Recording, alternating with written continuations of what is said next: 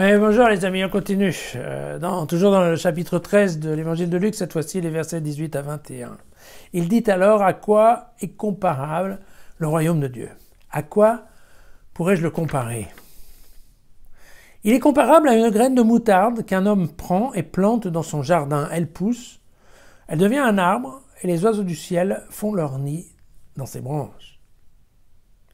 Et il dit encore, à quoi comparerai-je le royaume de Dieu? Il est comparable à du levain qu'une femme prend et enfouit dans 3 mesures de farine, si bien que toute la masse lève.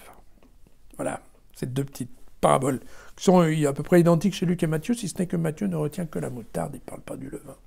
Voilà.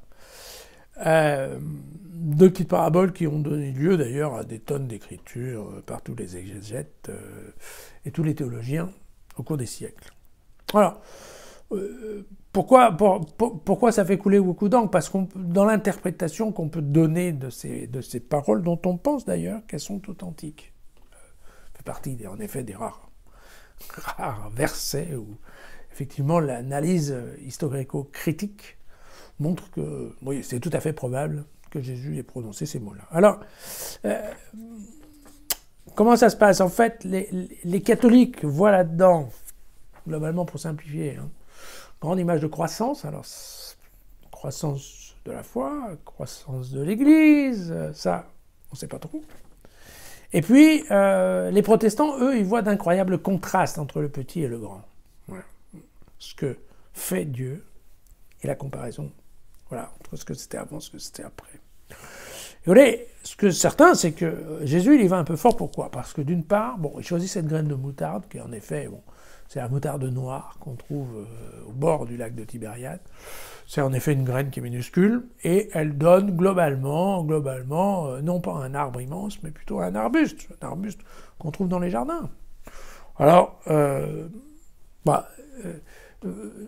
en déduire que ça devient un arbre avec des branches assez fortes pour accaparer les oiseaux, c'est un peu gonflé. Pourquoi? Parce que ça, c'est typiquement le rôle que prend Dieu dans le cèdre de l'Ancien Testament. Vous savez que le fameux cèdre du Liban, voilà, le nombreux livres nous parlent de ça comme étant la gloire et l'image formidable de Dieu sur la terre.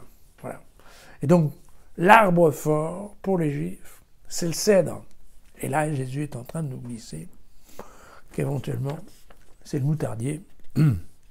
Et puis le deuxième point, où aussi Jésus qui est provocateur, il va choisir le levain.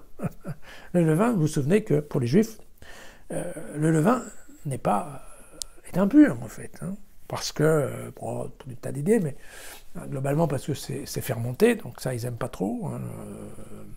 Vous savez qu'à l'époque, on n'utilisait pas les ferments en boulangerie comme on les utilise maintenant. Donc on conservait un peu de pâte fermentée, qu'on laissait encore fermenter, et qu'on mélangeait après de la farine.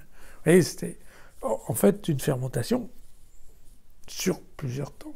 D'accord? Donc typiquement, les Juifs n'aimaient pas tout ce qui était fermenté. Donc ils considéraient que c'était impur. Et puis après, vous savez, c'est cette histoire que pendant l'Exode, les Juifs sont partis tellement vite qu'ils n'ont pas eu le temps de prendre du levain et que donc ils ont mangé du pain sans levain tout leur temps dans le désert. Voilà.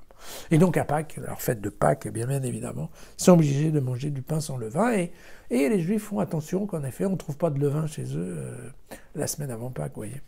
Donc allez chercher l'exemple du levain en disant, vous voyez, c'est tout petit, puis ça devient tout grand, ça fait tout grossir. C'est aussi assez gonflé. Vous voyez que, typiquement, voilà, Luc fait partie dans la bonne tradition juive. Vous savez, on ne pouvait pas parler, on ne pouvait pas décrire Dieu. Bon, voilà. Luc pense un peu la même chose, c'est-à-dire que globalement, on ne peut pas décrire le royaume des cieux, donc on y va par petites touches, par comparaison.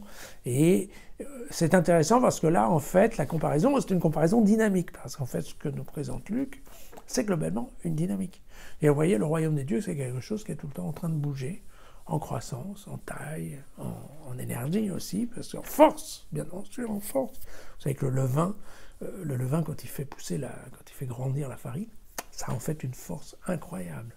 Donc c'est ça, globalement le message, cette idée de dynamique. Et puis après, eh bien voilà, tout le monde peut lui faire dire ce qu'il veut, donc ça peut être la croissance de la foi, la croissance de l'Église, la croissance du nombre de fidèles, la croissance en sagesse aussi. Bien, voilà, ça, je vous laisse libre. À demain.